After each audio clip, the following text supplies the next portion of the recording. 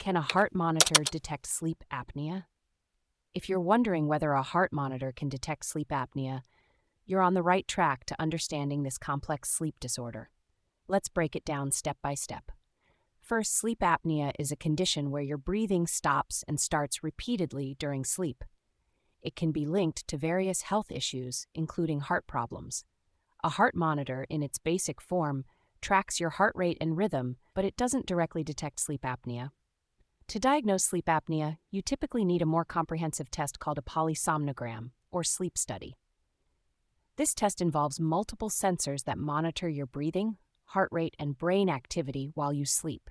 It can be done either in a sleep lab or at home using a home sleep apnea test, HSAT.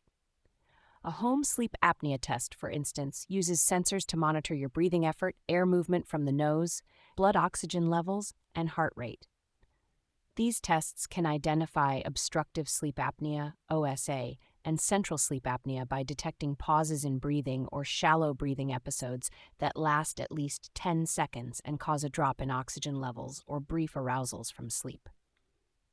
While a heart monitor can track your heart rate, it doesn't have the capability to measure the specific breathing disturbances that are characteristic of sleep apnea.